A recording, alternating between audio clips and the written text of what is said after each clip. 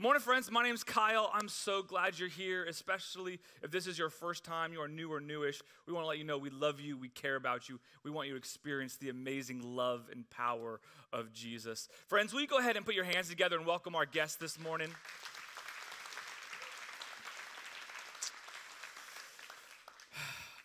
I remember driving home, and it was rainy, but I was on this rush to get home because we had a trip planned. And so I pull up into the driveway, and I run as fast as I can from the car to the front door because I'm trying to beat the rain, but also we're trying to get out of town.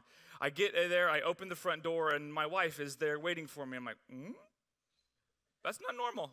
I don't know what your house is like, but my wife is not there waiting for me when I'm there. She's either A, doing something, or B, wondering why it took me so long to get home. So when she's there in the interim, like something's different. She's got this look on her face, and I'm like, what is that look? And by this point, we'd been married like a long time. I knew all the looks, or at least I thought I did.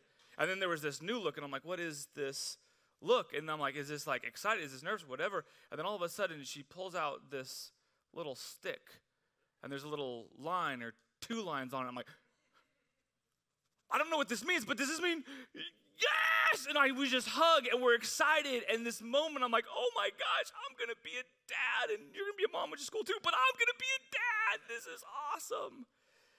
And the rain keeps coming down, and I don't know how my wife does this. She can plan anything. Somehow she sunk it up so that this announcement and discovery would sync up with a vacation that we had. So literally, we find out that we're having a kid, and then we're on our way to this little baby moon, heading up to Tahoe and driving. And while we're there, the rain is coming down crazy. I'm like, this is not safe to drive. And it's not because the rain was blocking my vision. It's because all the tears were blocking my vision. I'm like, I don't know if I should be driving in this condition. I was so excited. And we're going to have this time away, but also we should start planning. We have all these things we've got to do. And in this moment, I was like, holy moly, everything is going to change. And here's the thing. I remember when the baby was born. I remember when that baby came out, and I held him up. We had our little Mufasa moment. I'm like, this is my boy. Ha, Savannah. I remember when the baby was born. I remember when she held up that little stick that said, you're going to be a dad. So I know when the baby was born, but let me just ask you this. When did I become a dad? Now some people, well, it's just when the baby's born. Yeah, but honestly, there's part of me that's like, I felt like I was a dad long before that. Like, I started getting more responsible, and my jokes got really bad really fast. Like, there's these moments where I felt like a dad when I had the opportunity to go to all of the doctor's appointments. I remember hearing that baby's heart be like, to tell me I'm not a dad in that moment, I'm like, I don't know. Or the moments where there's the scary visit, and we're like, is everything going all right with the baby? They got to run extra tests just to be safe. And the crazy thing is they call it a stress test. I'm like, is that because you're trying to stress me out? To tell me in that moment I'm not a dad, I don't know. But honestly, even moments after the baby's born, there's moments where I feel like I'm not a dad because I don't know what to do with this thing. They just hand you this like cute, slimy thing, like, I don't know, what do I do? And they're like, take care of it. I'm like, thanks, that's helpful. And then for the first few days, I'm really not that helpful. And really for the first few decades, I'm not that helpful. And I'm like, I'm not sure I am a dad because I don't know how to carry this. You see, this may seem like a weird question to you, but let me just say, this process of becoming a dad is this in-between journey that I think illustrates lots of other things that are going on. So some of you, you'll have these transitions, and you're like, when does the season begin and end? For some of you, there's this period of being engaged, and you're like, well, we're not married yet, but we're definitely not dating other people, but we're not married. What are we? We're somewhere in between. Some of you, are already counting down the days. You have that pension that kicks in that number of days, and you're already counting, and everyone in the office knows you're not still working. But you're not playing golf yet. You're somewhere in between. And what we're going to do for the next 5 weeks is talk about how these moments in between are transformational and transitional in our lives. And what we're going to do is we're going to look at what God does in the in-between. And the way we're going to do it is we're going to be looking at what we call a wilderness. A wilderness, again, if you are here, you think, oh my gosh, it's out in Tahoe, it's this, yeah. But in the Bible, this idea of wilderness is a very important, very specific, very critical time of transition in this. I'll just give you the definition right up front for those of you who are taking notes or you want to take a picture of this. Let me define a wilderness this way. A wilderness is a liminal journey with external transitions and internal transformation. I'm going to say it again because it's wordy. We're going to come back to it all morning. You don't got to get it till the end. You just got to get it by 25 minutes from now. And if not, it's going to be a rough 5 weeks for you. A wilderness is a liminal journey with an external transition and an internal transformation. Becoming a dad, there's this external change that's happening, but there's this internal transformation that has to happen. You see, this is famous throughout Scripture. We have these wilderness things, and we think we got a map here. We're going to look at this one wilderness. This one wilderness is the transition from the Israelites, the people of God, were enslaved in Egypt for 430 years. And God says, I've got a promise for you. There's this promised land, but in between there's this wilderness. There's this liminal journey. Look at this. What we have here is we've got Egypt. This is 430 years of making bricks. And then there's this promise that God has, but there's this journey in between that, if you know the story, takes 40 years. This is the wilderness. This is the liminal in-between journey.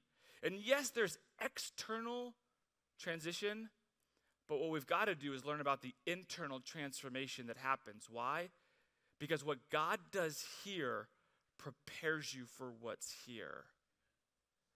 The feeling of responsibility that I had, the moment of realizing that whatever I had on my calendar at work wasn't as important as whatever that thing was, that happened before I held the baby in my arms. That is this external transition and an internal transformation. And I don't know what yours is, but we all go through them. And if we don't understand what God is doing in it, we miss it. And let me show you how. If you have your Bibles, go ahead and go to Exodus chapter 15. Today what we're going to do is we're starting a 5-week series entitled The Exodus, and we're going to explore God's passion, God's provision, God's purpose for you. And what we're going to do is I want you to understand what God does, the internal transformation amongst these external transitions, whether it be moving houses, moving jobs, transitioning relationships, even having a loved one pass away. All of these things are external. And I want you to see what God's doing on the inside. So when you realize the wilderness you are in, you now realize what God is doing. Or you can look back and say, oh, that's what God was doing. I get it now. Exodus chapter 15. Again, the story of the Exodus is a story of God rescuing his people from slavery in Egypt. Exodus 15 will begin in verse 22. For context, God has just rescued the people. They've come through, they left Egypt, then they got to this dead end called the Red Sea, and then God miraculously split the Red Sea, and they walk on through, they get to the other side. The Egyptians are trying to chase them. God makes the waters cave in and destroys the Egyptian army that is trying to continue to enslave and oppress these people. They have this big worship gathering, and this is the first thing that happens after. And when you read it, it's going to seem like this seems like a weird way to start a wilderness journey. And that's what you got to understand this morning. Exodus chapter 15, verse 22. Then Moses led Israel from the Red Sea, where they went into the desert of Shur, for 3 days traveling in the desert without finding any water. When they came to Marah, they could not drink the water because the water was bitter. That is why it's called Marah. So the people grumbled against Moses, saying, "What are we to drink?" Then Moses cried out to the Lord, and the Lord showed him a piece of wood. He threw it in the water, and the water became fit to drink. There the Lord issued a ruling, an instruction for them, and put them to the test. God said, "If you listen carefully to what the Lord your God says, and do what is right in his eyes, pay attention to the commands, and keep his decrees, I will not bring any disease on you. I brought you from the Egyptians. I am the Lord who heals you. Some of you are like, Kyle, I like the idea that you got pregnant and then went to Tahoe for a transition. That seems awesome. Why is the very first thing that happens after being rescued from 430 years bitter water? Why would God start the story this way?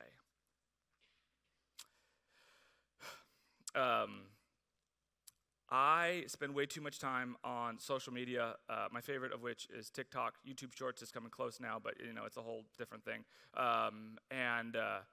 One time I was scrolling through TikToks, there was this health influencer that talked about the importance of having mineral water, Himalayan water. So he talked about, this is what you need to do, is you need to put just a little bit of Himalayan salt in a bottle and then shake it up. And what happens is it gives you the salt and the minerals you need, but also the saltiness. What it does is it takes all those yucky things in your body, grabs them and pulls them out of your system. I'm like, that sounds awesome. So I go and I put the amount of salt in and the water and I shake it up and I go to drink it and I'm like, whoa, it's not good.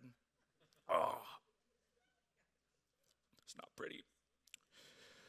You see, I didn't have the attention span to watch to the end of the video where he says, you take this concentrate and take 1 tablespoon and put it in with 32 ounces of water. And I'm like, oh, that was a mistake.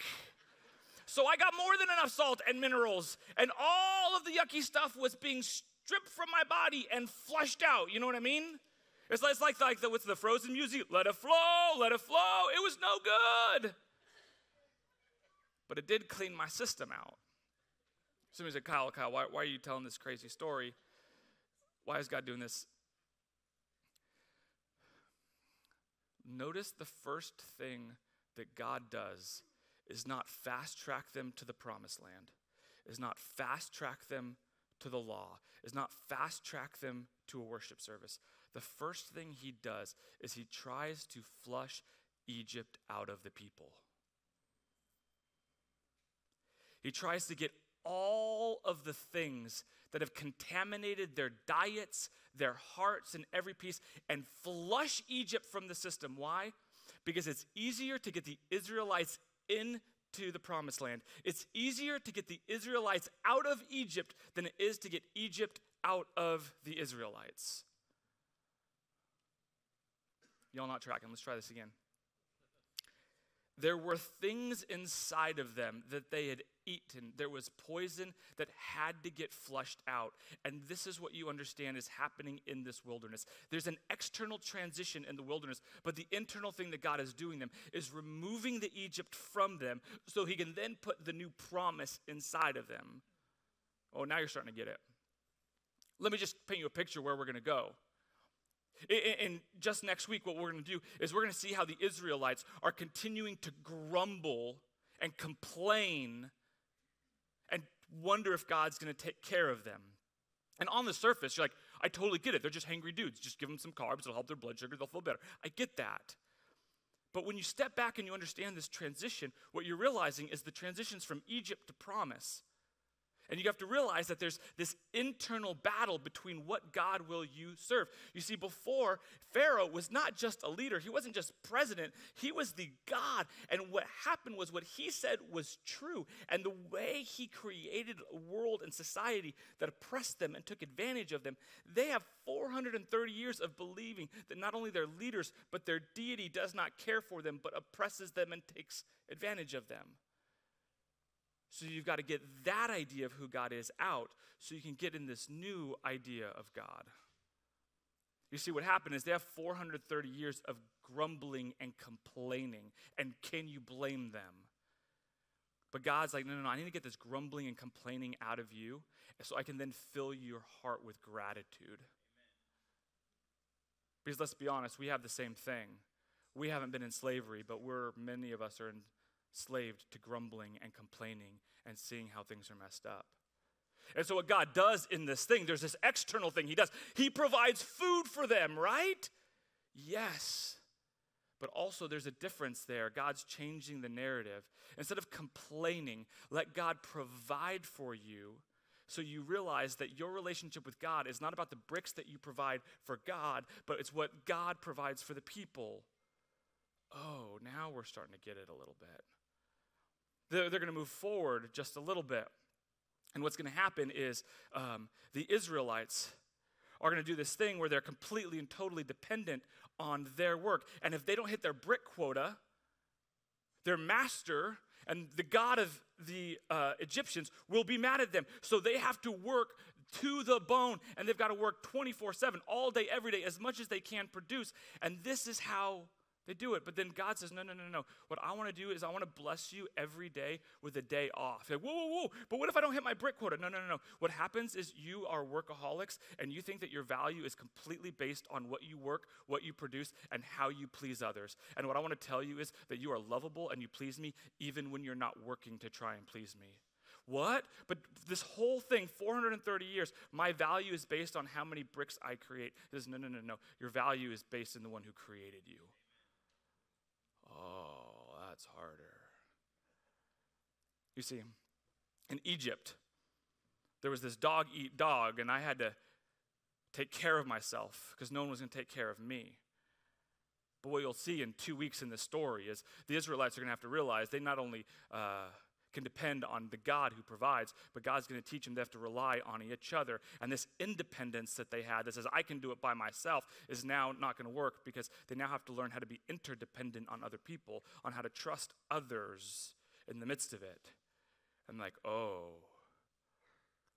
You see, here's the thing that's happening, friends. They're getting the lies, the wounds, the pain, and God literally is pulling the Egypt and the evil out of them so he can replenish their system with gratitude, with an understanding of their identity is not in what they create, but who created them. So they can realize that I can actually take a day off and rest, and that is a good thing. And I can learn that people are trustworthy. Wow. And all of these things are what has to happen for them to be able to live in the promise. This, my friends, is wilderness work. This is the internal transformation that happens in the midst of external transformation. Are you with me? 80%. We got 5 weeks. It's going to be good. It's going to be good. So I'm like, well, how long does this take? How long it takes is kind of like being pregnant. You can't rush it because there's something that has to happen inside of you to prepare for it. Because some of you know if you actually rush the pregnancy, there's bad things that happen because there's parts of who you are that aren't fully developed. Some of you have experienced the pain of that, and some of you have actually experienced that, but then God has provided, and I heal you.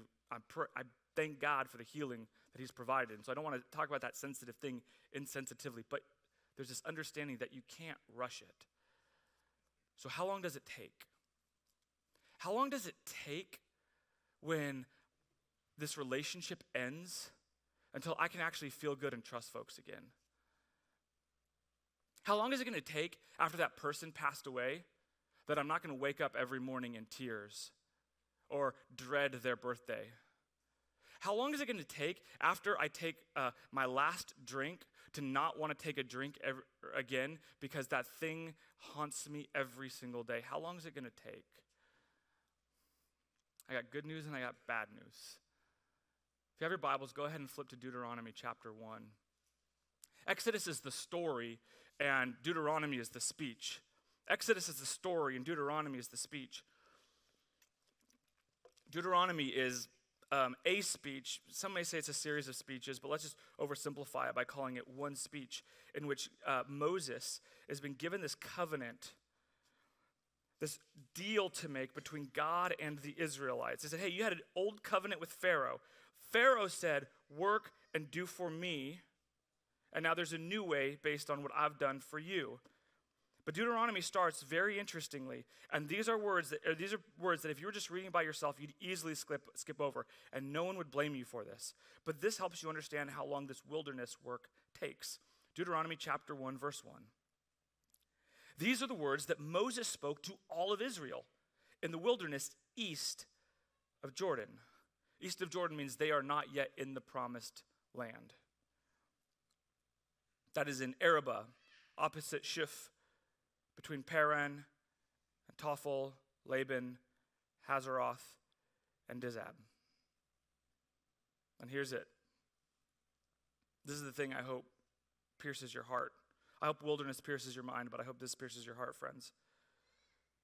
It takes 11 days to go from Horeb to Kadesh Barnea by the Mount of Seir. That's awesome. Takes 11 days. Great. We'll be there, right? Those of you who know the story knows that it doesn't actually take them 11 days. It takes them 40 years. Throw that map back up. So we're in this wilderness work. They're coming down here. It takes them a couple weeks, 2 to 3 weeks to get here. 4 weeks max. And this is where they have this new covenant with God. This is where they get the 10 Commandments. This is where God says, you will be my people and I'll be yours. And we're going to build this new society together. And it's going to be the first society that's not like this, where God is trying to take advantage of people and to see how much I can get out of you. It's going to be about how much I can give and bless and transform. And we're just going to get right here. We're so close. And then they come up here. And from here to here, they are just across the street. This journey right here could have taken as little as 11 days, but it takes them 40 years. Why?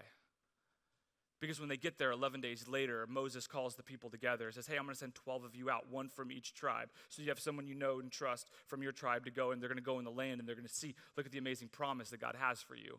That promise that God spoke to Abram hundreds of years ago is now finally coming through. We are hundreds of years out, and we finally get it. Here we are. We're on the precipice. Go and see what it's like. And 12 of them go in, and 10 of them come back and say, it's too big, it's too scary. There's lions and tigers and bears, oh my. There's tall people and fortified cities, we can't do it. And 2 of them say, hey, we can trust God, we can do it. And the 10 of them persuade everyone else, and they say, I don't trust God enough to go in. The people are too big. The walls are too big. The obstacles are too big. And so God says, okay, I won't force you. I'll allow you to choose not to go. So he allows the people 40 years of wandering in circles, 40 years of doing the same thing and learning the same lessons over and over and over and over again. Friends, this is the good news and the bad news of this passage. The good news is it's only 11 days away from the promise. You have lived this way for 430 years, and you are 11 days away. It is literally that close. But if you choose not to do it, God will not force you, and he'll allow you to do 40 years of wandering. Will you allow God to do the internal transformation to allow you to experience the external transition? Friends, listen, one of these wilderness we talk about is someone, is a loved one dying. There's this wilderness, there's this in-between, there's this external change that you don't want. But I'm telling you, if you don't do the work of grief, what happens is you'll continue to stay stuck in it. If you shove it down inside of you, what happens is you will carry it forever. And God says, I want to flush that from you so you can go and live free for the next thing. Some of you are in a wilderness we call singleness. Now, let me just be clear. The goal of life is not to be married. The fact that the American church and the world around you tells you that if you are not married, there's something wrong with you, that is a lie, and I am so incredibly sorry. And I'm not trying to say that. But what I want to talk about is singleness. For those of you who are wanting to be married, you're in this transition season, right? And some of you are like, how fast can I go and find that next person? The rate at which you can find that next person is connected to the rate at which you allow God to change you. And some of you, you have healing of wounds from previous relationships that you've got to get healed so you can learn how to trust again. Some of you are on the opposite side. Some of you are so quick to go into that next relationship that you continue to get in relationships with knuckleheads. Like, how come it doesn't work? Because God needs to tell you that what you're looking for is this. Like, no. I know exactly what I want. I have high standards. Well, what are they? 6'5", blue eyes, trust fund. That's what I want. Half of you got it. I love it. You know how old you are. Well, I've got high standards. Yeah, but they're the wrong standards.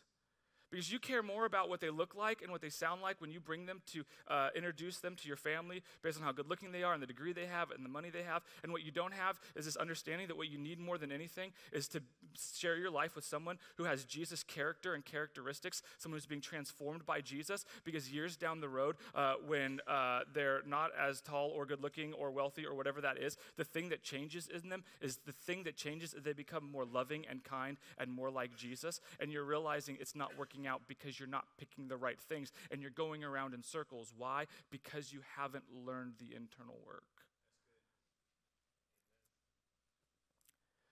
I want to be clear, but I don't want to be shameful. Some of you are sitting here going around in circles with your job over and over and over, and what's changing?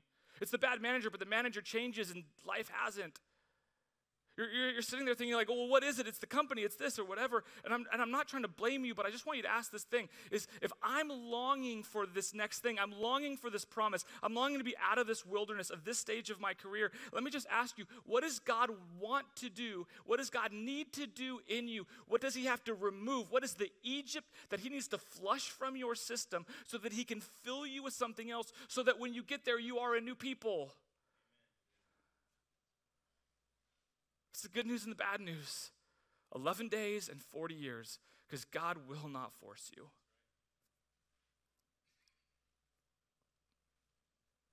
A wilderness is a liminal journey with external transitions and internal transformation. Most of the times, you will not know until the end what the internal transformation is. And that is what the Israelites have to learn how to do every day, is rely on God in the wilderness. We have no food, we have no agriculture, I'll provide for you. Well, God, you haven't provided what I wanted, what I need. Hey, you got to learn how to be grateful for what you do have. But God, there's all these other people that they're coming to rob, steal, and kill, and they're trying to do all these. Yeah, but can you trust that I'm more powerful than all of the other things are? Will you trust my power above everything else? Everything about this wilderness journey is learning how to trust God every day when you don't know how long, you don't know what the destination is, you don't know what's going on, but in that, the transformation is, can I trust Jesus today? And when the answer is yes, that's when you allow him to do the internal work of transformation.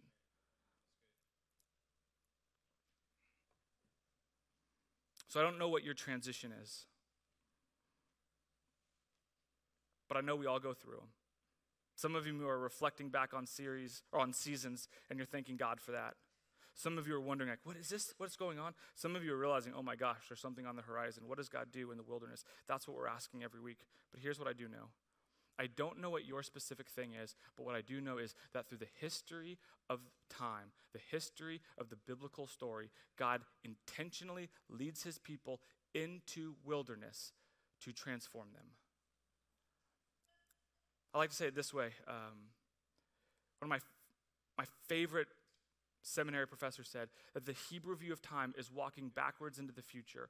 It looks like this. It's looking backwards. Like, I don't know what the promised land is. I don't know what's next. I don't know what's on the other side of the wilderness, but I look back on what God has done, and I trust him. Friends, the story of wilderness goes back as far as the story of the Israelites. The story of the Israelites begins with this guy named Abram, who later will become known as Abraham. And God says, hey, leave your hometown, leave your culture, leave the family business, and go to this other place that I'll show you. Where is it? Don't worry, I'll show you. Oh, that's great. And then what does he say? He says, I'm going to go, and I know you are old and single and you're old and barren, you haven't had a baby. You and your wife have done everything you can to have a baby, and you won't. But guess what? I'm not only going to give you a baby, I'm going to give you an entire nation. Whoa. And that nation is going to be a blessing to the rest of the world. And in that moment, they didn't see it. But now here they are hundreds of years later, and it's being fulfilled. Can I just tell you this, friends? What did Abram learn in that wilderness? One is to trust God's timing, and number two is this. Friends, I want you to see this. It is the first time in human history in which a nation has been created for the blessing of others. There's no other time up until this point in human history where there's been a nation that's been created to bless others. That is how God creates his first people. This is this wilderness that Abram goes through. Do you get that? But things don't go according to plan. God says, hey, don't go down into Egypt. You're going to learn the Egyptian ways. You're going to like the food. Oh my gosh, the culture, the celebration, the beaches along the Nile. It's going to be awesome. You're going to get too comfortable there. And if you get too comfortable there, you're going to be there till like, no, God, it's fine. We'll do it. It'll be great. The Egyptians are great. Look at it. We love it. And then they're in this wilderness for 430 years of slavery because they chose not to trust God. What's the history? No matter what you're enslaved in and no matter how long it feels like it's going to take, God says, I've not forgotten about you, and I see your pain and I see your struggle, and I will come and I will rescue you from it. Some of you need to hear that wilderness story, that it's not going to end. And God sees your pain and it breaks his heart. Some of you, we look back and you see this wilderness of 40 years and you're starting to realize, okay, I think God's doing something in me. And you've learned it. And like, God, praise God, I'm in the promise right now. I love that you're living in the promise because you've got through that. But let me just tell you, a few hundred years later, the people of Israel will go into wilderness again when they rebel against God and they're exiled. Foreign nation comes and destroys them, destroys the temple, takes the best and the brightest and pulls them out. And now these people are like, what's going on? And again, another hundreds of years in wilderness, in exile. But God's faithful. And do we just go into the wilderness when we sin? Nope. Jesus lives his life in obscurity for 30 years. And before he can go from that into his public ministry, the Holy Spirit leads him into wilderness for 40 days. And in those 40 days, he is tempted and he's tried. And the devil says this. The devil says to him what he'd say to you is, hey, you can have everything you want and you don't have to pay the price. You can have anything you want and you don't have to have the sacrifice. And in that moment, there's this trial, there's this tempting, there's this transition and temptation in this. And Jesus says, will I do it God's way, which is going to the cross to die for everyone? Or will I do it the easy way of worshiping the evil one and trusting his words more than that? And in that, Jesus has his own wilderness and asks the question, who do you trust? Whose way will you go?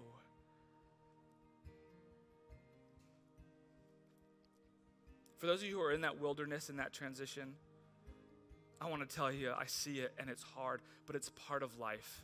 And sometimes it's created by mistakes you've made, and sometimes it's nothing you did wrong, and we just need to name that's where you are. But I want to encourage you, friends, if your goal is to get to the other side, you're going to miss what God does in the middle. God had to transform the Israelites so he could create a nation based on justice and righteousness that blessed everyone and totally turned the world of Pharaoh upside down, where it's God who requires people to serve him, where he extracts as much as he can from the people, to a world in which he turns it upside down, where the God of the universe becomes a human and dies on the cross. Why? So that he can serve and give his life in the service of others. This is the transformational work that happens. Your life will be turned upside down. And I don't know which one of these next 4 weeks you need, maybe all of them, but in the midst of it, I don't know how long it's going to be, but will you allow God to transform you? Not just your external situation, but your internal transformation. Let's stand and worship together.